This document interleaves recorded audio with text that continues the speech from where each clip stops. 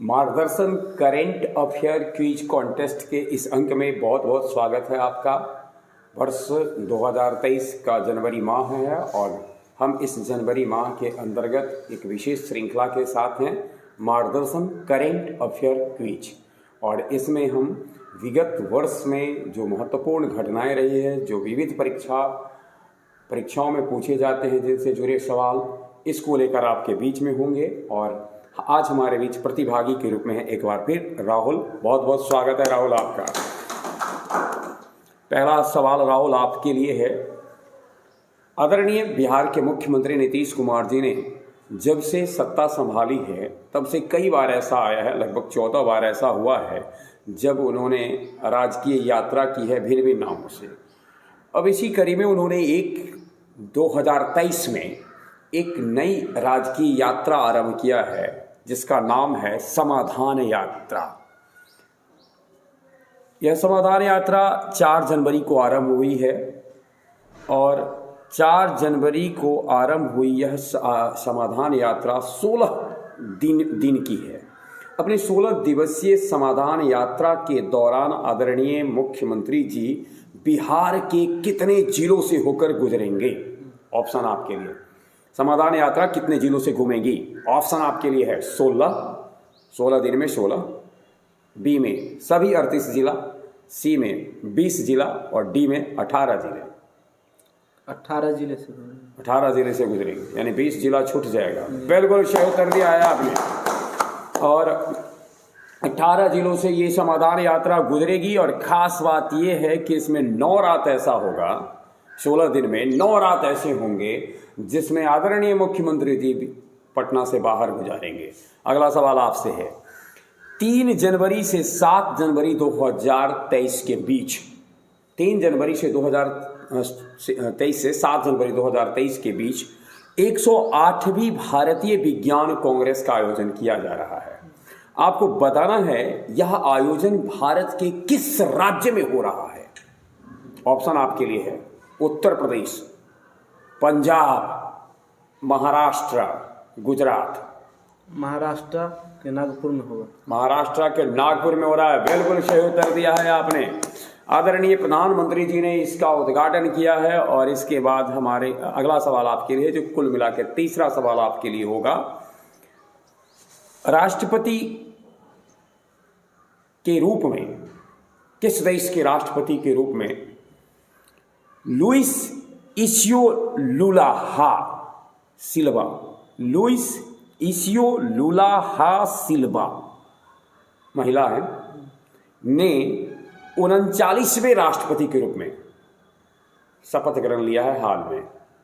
समझ गए होंगे। लुइस इसियो लुला हा सिल्वा हाल ही में किस देश के राष्ट्रपति के रूप में शपथ ग्रहण ली हैं? और ये क्रम में 39वां स्थान पे है। ऑप्शन आपके लिए कनाडा, पैराग्वे, दक्षिण अफ्रीका, ब्राजील।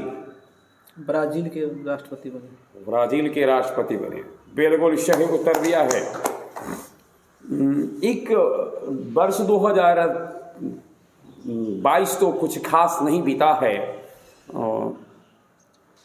एक महान फुटबॉलर, पुर्तगाल का बहुत बड़ा स्ट्राइकर क्रिस्टियानो रोनाल्डो के लिए, लेकिन जब 2023 की शुरुआत हुई है तो उन्होंने एक नया फुटबॉल क्लब से अपना अनुबंध किया है।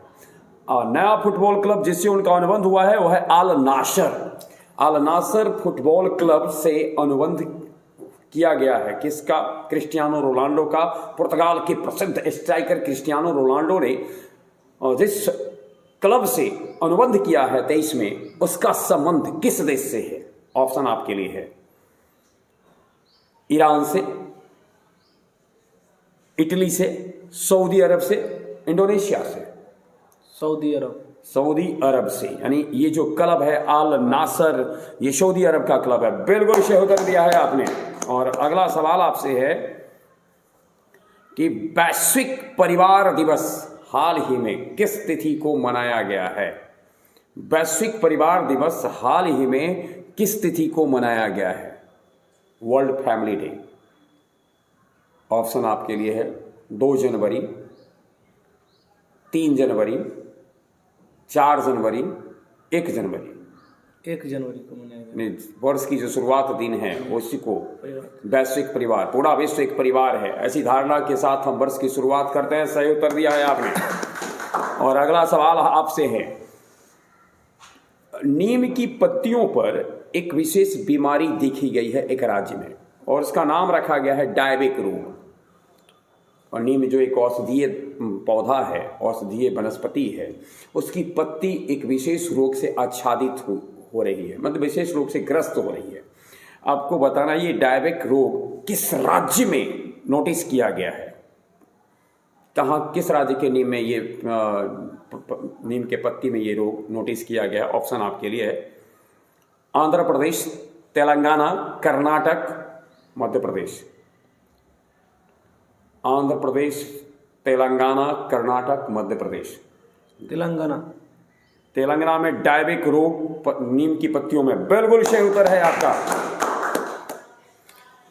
एक राज्य ने अपने पुलिस कमिश्नर के रूप में एक महिला की नियुक्ति की है। मैं नाम बोल रहा हूं महिला की, आपको राज्य बता देना। महिला हैं, आप सौभाग्यशाली महिला हैं जो पुलिस कमिश्नर के रूप में, राज्य में पहली महिला पुलिस कमिश्नर के रूप में नियुक्त की गई है, मतलब उस राज्य की पहली महिला पुलिस कमिश्नर बनी है लक्ष्मी सिंह। बताना है किस राज्य में के लिए वो महिला पुलिस कमिश्नर बनी है। UP, Uttar Pradesh, MP, Madhya Pradesh, Punjab, Bihar. UP के बने। यूपी की बनी है, उत्तर प्रदेश की बनी है Lakshmi Singh police commissioner. Correct answer है। 2022 के लिए एकलव्य पुरस्कार जानते हैं ना, तीरंदाज को दिया जाता है, निशानेबाजी के लिए दिया जाता है। तो आपको बताना है 2022 के लिए एकलव्य पुरस्कार किसे दिया गया है। एकलव्य पुरस्कार प्राप्त करने वाले आप हैं यशपाल राणा, अभिनव बिंद्रा, अतुल भटनागर, पंकज आडवाणी। पंकज अडवाणी। पंकज आडवाणी को मिला है एकलव्य पुरस्कार। बिल्कुल सही उत्तर है आपका। राष्ट्रीय जनता दल के राष्ट्रीय अध्यक्ष जानते ही होंगे, कौन है? लालू प्रसाद यादव। लालू प्रसाद यादव। 9 अक्टूबर 2022 ईस्वी को उनको दोबारा राष्ट्रीय जनता दल ने अध्यक्ष के रूप में स्वीकारा है। आपको बताना है जब से राष्ट्रीय जनता दल का गठन हुआ तब से लेकर क्रम के अनुसार लालू प्रसाद यादव राष्ट्रीय जनता दल के अभी जो नया काल जो उनका शुरू हुआ है वह क्रम में कौन सा काल है? ऑप्शन है आपके लिए 11वां, 10वां, 12वां, इनमें से कोई नहीं। 12वीं काल है। 12वीं, यानी इससे पूर्व 11 बार अध्यक्ष बन चुके थे और ये 12वीं बार है। बिल्कुल सही उत्तर दिया है।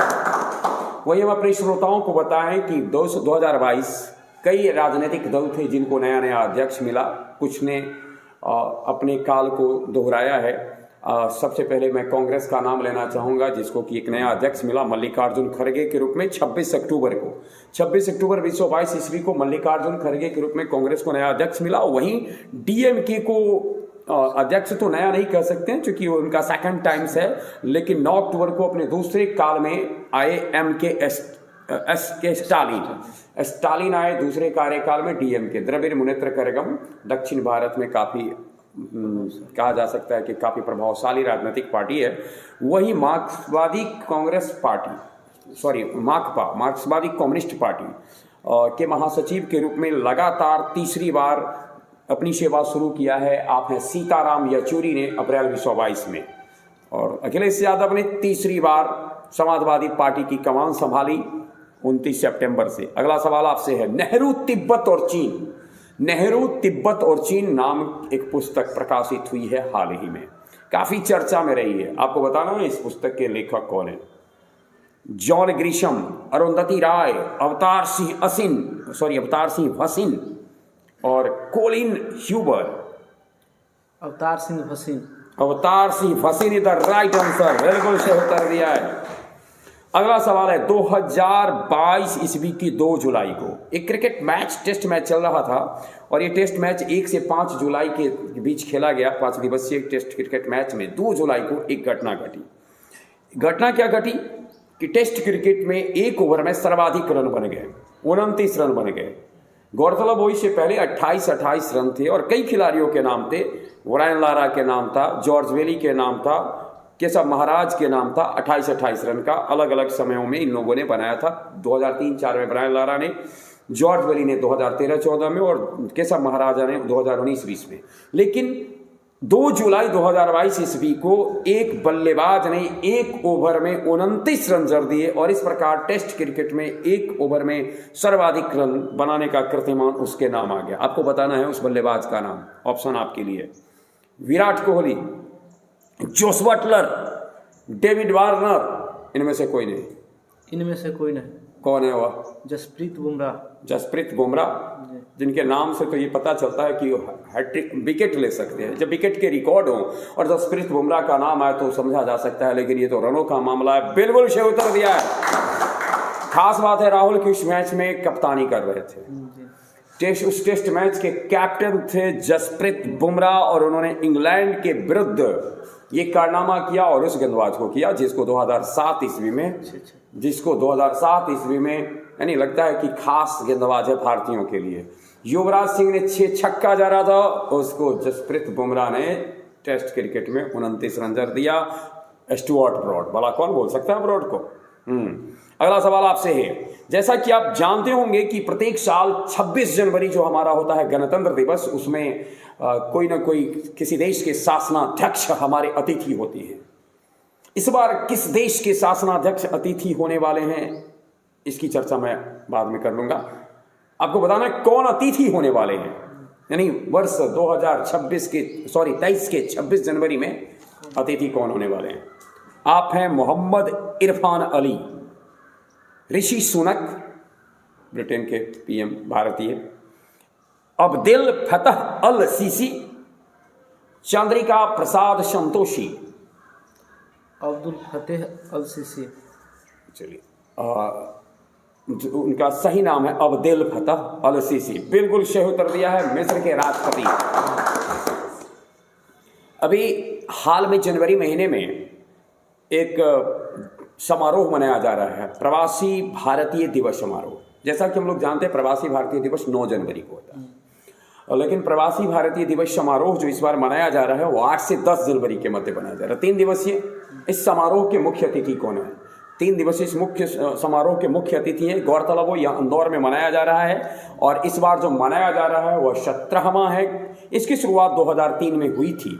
आपको बताना है कि इसके मुख्य अतिथि कौन है। ऑप्शन आपके लिए है: मोहम्मद इरफान अली, बेंजामिन नेतान्याहू, चंद्रिका प्रसाद संतोखी, और इनमें से कोई नहीं। मोहम्मद इरफान अली। मोहम्मद इरफान अली गुयाना के राष्ट्रपति हैं। गुयाना के राष्ट्रपति और 17वें जो प्रवासी भारतीय दिवस सम्मेलन चल रहा है उसके मुख्य अतिथि हैं। बिल्कुल सही उत्तर दिया है। गुयाना की जब चर्चा होगी, बारबाडोस की चर्चा होती है, तो ये सब फिजी की चर्चा होती है, तो यानी वेस्ट इंडीज के जो द्वीप सब हैं इसकी जब चर्चा होती है तो अचानक एक बात आती है सामने कि वहाँ जो मूल आबादी है उसमें बड़ी आबादी भारतीयों की और खास करके बिहारियों की है। हम लोगों की आबादी वहाँ बहुत अधिक रहती है। अगला सवाल आपसे, अभी हाल में एक दिवस मनाया गया है उस व्यक्ति के नाम पर जिसने अंधों को पढ़ने के लिए एक लिपि विकसित की, ब्रेल लिपि। अंधों को पढ़ने की जो लिपि थी ब्रेल लिपि, इसका विकास करने वाले लुइस ब्रेल के जन्म दिवस पर एक दिवस मनाया जाता है, लुइस ब्रेल दिवस। आपको बताना है तारीख कौन सी है जब उसे मनाया जाता है। 3 जनवरी, 4 जनवरी, 10 जनवरी, 2 जनवरी? 4 जनवरी। 4 जनवरी को करेक्ट आंसर है। 2022 ईस्वी में 23 जुलाई से लेकर 8 अगस्त के बीच में राष्ट्रमंडल खेल खेला गया। यह राष्ट्रमंडल खेल की एक अच्छी बात है, 2022 में खेला गया और 22वां भी था। अच्छा, 22 में 22वां राष्ट्रमंडल खेला गया। खास बात देखने की बात है, 22 में 22वां राष्ट्रमंडल खेल खेला गया। इसमें भारत ने कुल 61 पदक प्राप्त किए और पदक तालिका में 4थे स्थान पर रहा। समझ गए? 61 पदक, 4था स्थान। ऑस्ट्रेलिया में आयोजित 22 में 22वां राष्ट्रमंडल खेल। आपको बताना है इन 61 पदकों में स्वर्ण पदक कितने थे? तैयार हैं? 31, 21, 22, 24। 22 स्वर्ण पदक थे। 22 में 22 ही स्वर्ण पदक थे, यानी 22वां ओलंपिक भी था, सॉरी 22वां राष्ट्रमंडल खेल भी था, 22 में हुआ भी था और भारत के हिस्से में 22 को गोल्ड भी आया। ये 22 का अच्छा रिश्ता था। करेक्ट आंसर है। हम अपने श्रोताओं को ये बता दें कि इस खेल में, इस स्पर्धा में पिछले 2 राष्ट्रमंडल खेल से या उससे पीछे से भी देखा जाए ऑस्ट्रेलिया का दबदबा रहा है और ऑस्ट्रेलिया इसमें प्रथम स्थान पे रहा, दूसरा स्थान पे इंग्लैंड रहा है, तीसरा पे कनाडा रहा है और चौथा पर भारत रहा है। ऑस्ट्रेलिया के हिस्से कुल 178 पदक थे, 176 पदक इंग्लैंड के पास थे और 61 पदक रहा है भारत के साथ। ऑस्ट्रेलिया पहले स्थान पे रहा है 67 स्वर्ण, 57 सिल्वर और 54 ब्रॉन्ज के साथ। इंग्लैंड 57 स्वर्ण, 66 सिल्वर और 53 ब्रॉन्ज के साथ दूसरे स्थान पे था। अगला सवाल आपसे है, भारत की एक बच्ची ने पाक जल डमरू मध्य, भारत और श्रीलंका को जोड़ने वाली पाक जल डमरू मध्य जो लगभग 29 किलोमीटर की दूरी है, इसको एक बच्ची ने तैरकर 2 कीर्तिमान अपने नाम किया है। सबसे कम आयु में और सबसे तेज, सबसे कम आयु में भी तैरने का कीर्तिमान किया है और सबसे तेज तैरने का भी कीर्तिमान अपने नाम किया है महिला वर्ग में। यानी मैं जब बात कर रहा हूं तो महिला वर्ग में आपको उस बच्ची का नाम बताना है जिसने सबसे कम उम्र में सबसे तेज 29 किलोमीटर के फासले को, पाक जल डमरू मध्य को तय किया और अपने नाम एक अनोखा कीर्तिमान जोड़ा है। ऑप्शन है आपके लिए रिया रॉय, बी में ऑप्शन बी जिया रॉय, ध्यान से सुनेंगे, रिया रॉय, जिया रॉय, शिवानी सिंह, मिहिर सेन। जिया रॉय। जिया रॉय बिल्कुल सही उत्तर दिया है आपने। 13 साल की बच्ची है, नेवी चिल्ड्रन स्कूल मुंबई की छात्रा है और 13 साल की बच्ची ने 13 घंटा 10 मिनट में ये कारनामा किया। 29 किलोमीटर की जो दूरियां हैं इसको तैर करके पार कर गई और गौरतलब हो वर्ष 2022 ईस्वी में उनको राष्ट्रीय बाल पुरस्कार भी मिला है, प्रधानमंत्री राष्ट्रीय बाल पुरस्कार भी प्राप्त हुआ है। अगला सवाल आपसे है, नाटो विशेष रूप से यूरोपियन देशों का संगठन है लेकिन उसमें एक देश शामिल हुआ है जो एशियाई है। आपको बताना है नाटो में सम्मिलित होने वाला एशियाई देश कौन सा है। ध्यान में रखना है यहाँ कि यह साइबर रक्षा के लिए अपने को सम्मिलित किया है, यानी साइबर रक्षा है तो इसमें अपने को सम्मिलित किया है। एशिया का देश कौन है? ऑप्शन आपके लिए है उत्तर कोरिया, फिलीपींस, दक्षिण कोरिया, वियतनाम। दक्षिण कोरिया। दक्षिण कोरिया नाटो में सम्मिलित होने वाला। नाटो को लेकर के देख ही रहे हैं कि रूस और यूक्रेन के बीच में 2022 ईस्वी में काफी विवाद रहा, तो आपको लग रहा है कि दक्षिण कोरिया ही इसमें सम्मिलित हुआ है। सही उत्तर है। एशियाई बैडमिंटन चैंपियनशिप 2022 में आयोजित हुए फिलीपींस में। फिलीपींस में आयोजित एशियाई बैडमिंटन चैंपियनशिप में भारत की पीवी सिंधु को कौन सा पदक प्राप्त हुआ? स्वर्ण, रजत, कांस्य, डी कोई पदक ही प्राप्त नहीं हुआ? कांस्य पदक। कांस्य पदक प्राप्त हुआ। करेक्ट आंसर है। नासा 19वां प्रश्न है। नासा दुनिया के सबसे बड़े और काफी समृद्ध अंतरिक्ष स्टेशन, अंतरिक्ष केंद्र, अंतरिक्ष अनुसंधान केंद्र नासा से एक मिशन की शुरुआत हुई है, उसका नाम है आर्टेमिस 1। आर्टेमिस 1 मिशन जो नासा का है, यह मिशन किस ग्रह अथवा उपग्रह से संबंधित है? मैंने ग्रह भी कहा, उपग्रह भी कहा, ध्यान से सुनेंगे। ग्रह है या उपग्रह है मुझे नहीं मालूम, आप बताएंगे हमें। मंगल, शुक्र, चंद्रमा, बृहस्पति। चंद्रमा के लिए, यानी ये आर्टेमिस 1 जो है वो उपग्रह के लिए आरंभ किया गया मिशन है। सही उत्तर है। 2022 ईस्वी में एक मस्जिद काफी चर्चा में रही। ज्ञानवापी मस्जिद को लेकर के चर्चा हुई और वहाँ पाया गया कि एक जो विशेष जो एक उत्खनन से प्राप्त हुआ उसको एक वर्ग बता रहे थे कि वह फव्वारा है, एक वर्ग ने बताया कि यह शिवलिंग है और शायद उसके ऊपर एक मस्जिद बनाया गया।